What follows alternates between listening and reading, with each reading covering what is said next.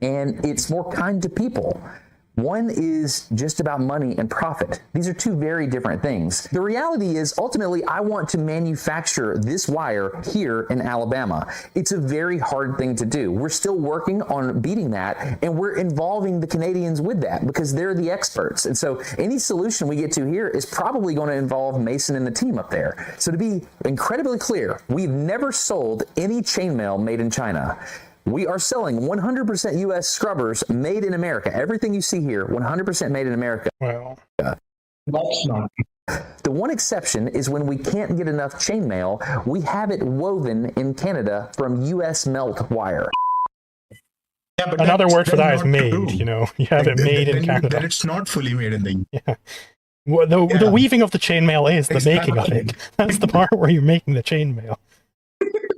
Like, that is the making of chainmail. You weave it together and you weld it. That is how you make chainmail. Exactly. Like it's not true, brother.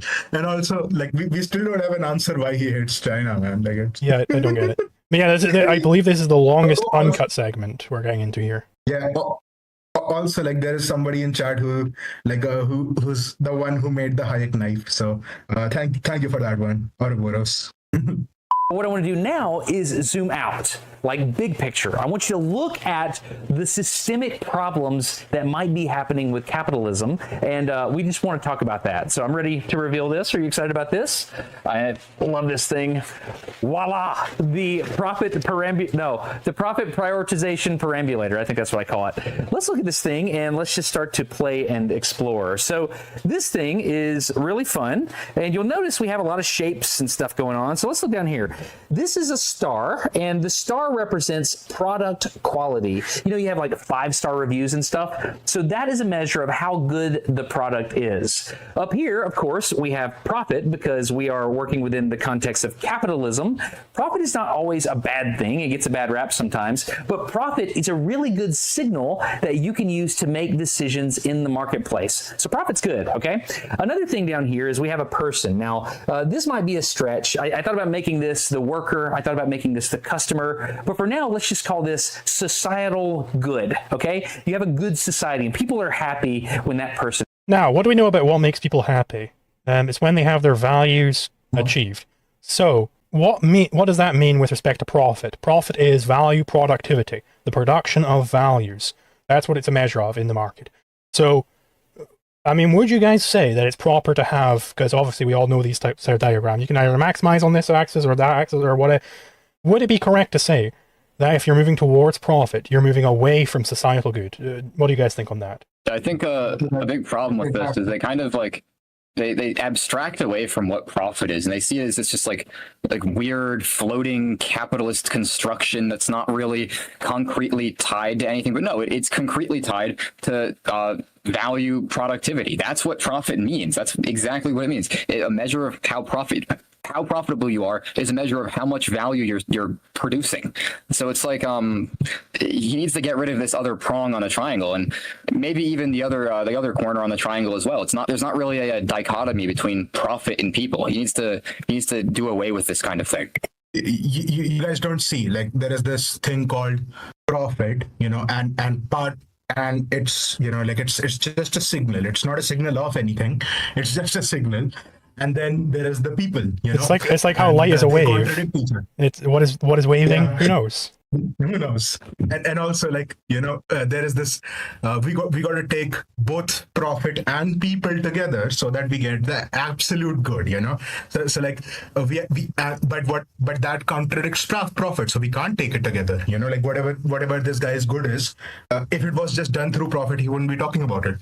But because it contradicts profit, we can't take it together, but we gotta.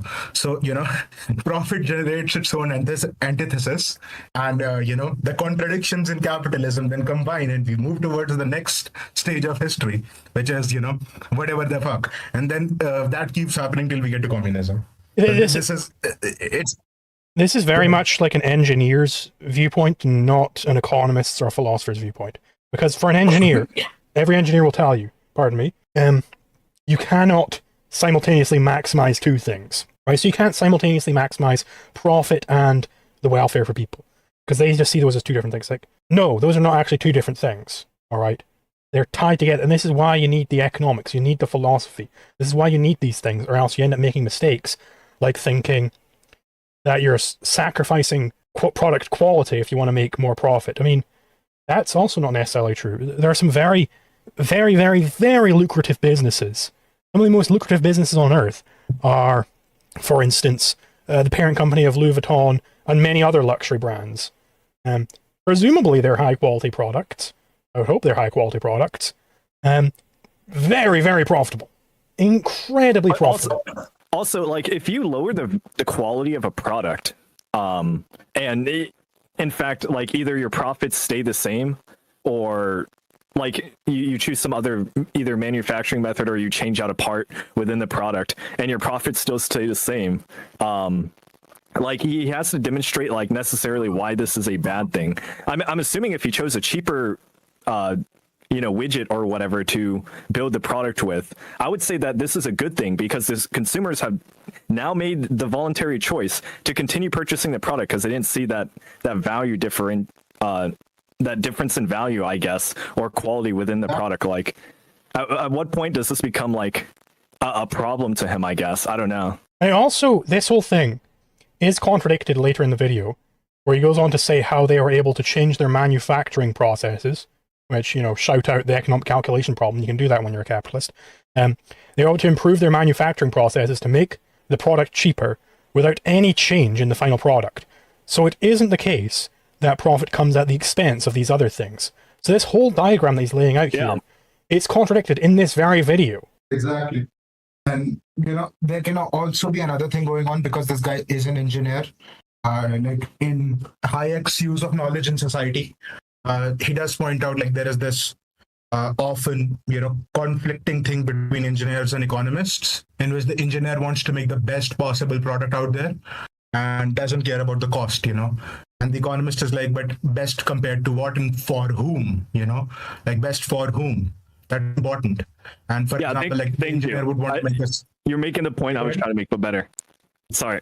Yeah, exactly. So, like, the engineer would want to, for example, make the best possible car out there, but that is going to cost, as I said, like $5 million. And who's going to buy that? And, not the everyday person.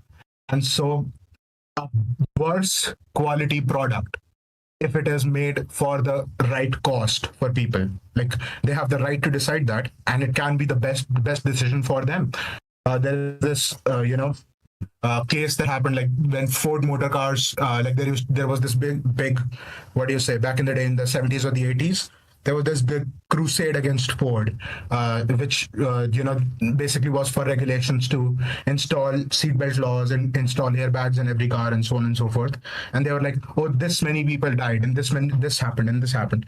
Well, what happens when you force Ford to raise prices for everybody for that, in order to get those cars? Well, a lot of people keep holding on to the old cars, which are a lot less safer than the modern ones, and they, like, you're not counting those deaths, like, so it's Bastiat's seen and the unseen. You could say what's the scene, but you cannot say what's the unseen there. And therefore, like, a worse product is not necessarily a bad thing if the cost is justified. And, like, at the end of the day, the best possible world economically out there can come from people trading and deciding what's best for them in their given context of knowledge and value, and that's the only way. Like, we cannot tell societal good as apart from the market. The market is the way we can actually calculate societal good, so to speak. I will just go to the toilet. You guys can feel free to continue, because this is the beauty of this system. You guys can play and pause and do all that bullshit, and you should be good to go. BRB. Mm-hmm. Yep. What do you think? Everyone's happy. Sorry. Mm-hmm. Yeah. I want to see him describe the green region. I want to see where he takes this little triangle, personally. Yeah. I'm also thinking, like, this is, like, because this is a triangle, like, I am anticipating some Hegelian nonsense here. Like, it's like, what's gonna happen? I don't like triads, and I don't like triads. They remind me of Hegel. I don't think he's really philosophical enough to take it that way. Maybe you could kind of find some sort of synthesis out of this. I'm not really sure. You'd have to analyze it pretty closely, though. like it feels like profit is something which is contradictory to public welfare, and what we need is a synthesis of both of these things in which we value both profit and public welfare, even though they're contradictory on the premise, but contradictions don't matter, so on and so forth. Like Yeah. I can kind of see it. I can see it. yeah, like maybe he doesn't mean it, but I am afraid. He's already used one Hegelian term, which is the Marxist term, which was exploitation. So like more Hegel wouldn't surprise me, but it'll definitely disappoint me. Yeah, He I mean, it hasn't seems like said any normative. Oh, sorry. Okay, Yeah, go ahead. I was just gonna say he hasn't made any normative conclusions inside his little triangle model yet. So I wonder if he'll do it at the end of it, because yeah. considering I guess he's trying to make the argument for what is socially optimal for for the product itself, given these three factors, right? I don't know. I'll let you go, Anarcho. I think he's more. This isn't related to what I was saying before. I have no idea. I lost that train of thought. But I think what he's kind of trying to do with the triangle is he's kind of trying to establish that you see how it's like an inner dotted triangle as well. I think he's trying to show that what was it? It's when business owners can push the profit up to the top of the dotted triangle and disregard the people and the quality, and then as soon as they pass through the dotted triangle, all of a sudden it's the consequences of their foregoing quality and customer satisfaction catch up, and everything starts to collapse. It's kind of weird, and I think it's pretty much nonsense, but I think he'll kind of explain it a little better than what I'm trying to get at. I think the best foil to whatever he says is basically how do you know public welfare? The only objective measure of public welfare can be the market, can be the profit loss system, can be basically just the market, right? I wouldn't want to say GDP, because we know as Austrians there's a lot of problems with GDP, but something like how much production and consumption is going on in the market, how are the values of people, basically how the market is doing is basically the only actual measure of well-being out there. And flawed as the GDP is, there's this meme that goes around on Twitter, which is hey, GDP is not everything. A lot of these right-wing socialists often do that. Hey, the country is not a GDP farm. So okay, a lot of these economists ask them okay, what else would you want us to focus on instead of GDP? And they're going to say something like happiness, well-being, health outcomes, whatever, and educational outcomes. And they're yeah, that's correlated to the GDP at 0.9. So might as well just go along with the GDP, guys. So the market is the only actual way in which you can have Okay. Maybe he just doesn't Oh, sorry. I didn't mean to cut you off. Yeah. Maybe his. Oh, fuck. Yeah. Sorry, dude. Sorry. I was just I'll shut saying that. Yeah, just let me conclude. I'm just going to say that the market is the only way in which we can actually know public good. So it doesn't make sense to say that the public good contradicts with the market, because the market is the way we actually know public good.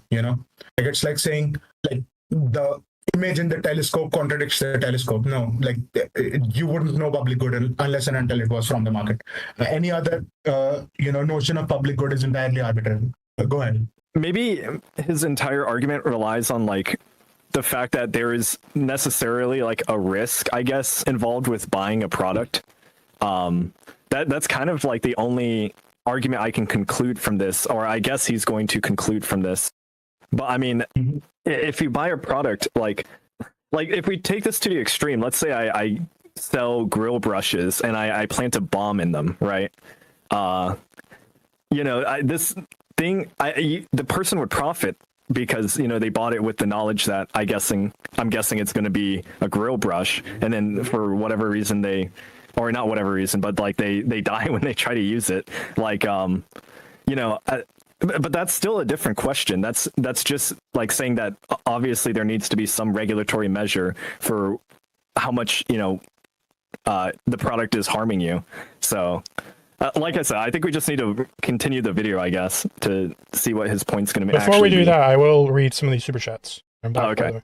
So we got Arturo Pacastur for 100 ARS, thank you very much, saying, if he thinks capitalism is bad, then why does he want the production happening in America, the most capitalist country? Surely he understands the reasons the conditions in China are because of socialism, presumably, but I mean, I don't get that. Then from the same super chatter for another 100 ARS, thank you very much. He's concerned about exploitation, but would he accept production in India? Yeah, he would, as it turns out. I doubt working conditions there are much better than China. I'm probably going to say it's worse, man. It's probably worse. Now we got a Diego Mature for 2,500 CLP this time. Thank you very much. Haven't you heard? Businessmen are in a vacuum separate from the rest of society. I mean, that's got to be the claim here. I don't get it. Okay. You'll also notice that we have this triangle, which is pretty interesting. The triangle represents a business, okay? Everything inside the dotted triangle is a viable business. Everything outside the dotted triangle is a business that has failed. You'll see this green trapezoid here. Now that Thank you for the gifted. That's what I would say is like where I grew up. You had a healthy middle class. And so he's saying, yeah, this green region is where he grew up, where, presumably some years ago. And that was great because there was a healthy middle class. So, and then presumably now it's changed. Has America gotten more capitalist in that time or more socialist? It strikes me that America has gotten more socialist in that time. Like, it doesn't seem like it's gotten more capitalist. So if in the more capitalist period, it's in this green zone where he's fine with it, why is this a problem with capitalism and not a problem with socialism? Exactly. And, I think where he's going to go is like a lot of the myth of, the deindustrialization of America, which is that, all the factories, they just got up and went to Mexico and China, which to an extent that's what happened, but that's not exactly what happened. But it's also important to realize why that happened. It was because it became impossible to produce in America properly and be a solvent business because there was so much red tape in America. Because America was socialist, especially a lot of these, states in the Midwest, which are now called the Rust Belt. Like they were so socialistic, and that's what they were famous for. They were famous for being the unionistic states, right? And those unions basically put so much regulations on a lot of these industries that they had to leave or they went out of business, and a lot of them did go out of business.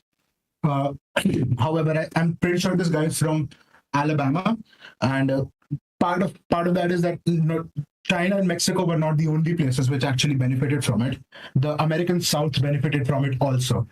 A lot of those industries didn't go abroad; they just moved states, and so they moved to states like South Carolina, where there didn't used to be a massive auto industry, but now there is. Why? Because these states were these states deregulated, and these states had low tax, low regulation environments. They also went to states like Texas and California. California back in the day used to be like much more Republican and much more, low tax and so on and so forth. And the same thing's happening right now in California, right? The same thing is happening right now. Like the Silicon Valley companies are leaving, and they're leaving for other places like, Tennessee, like Montana, like Texas, which are, they're far more less regulated, and they're also leaving for abroad.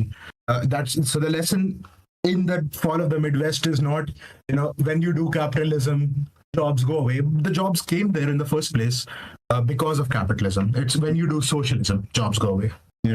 So the middle Sorry, can you class rewind the video just to the where he describes the inner triangle real quick, because I forgot what he said it was. So the inner dotted triangle, that is a successful business or a working business. When you go outside that, his assertion is that it stops working. Okay. business, okay? Everything inside the dotted triangle is a viable business. Everything outside the dotted triangle is a business that has failed.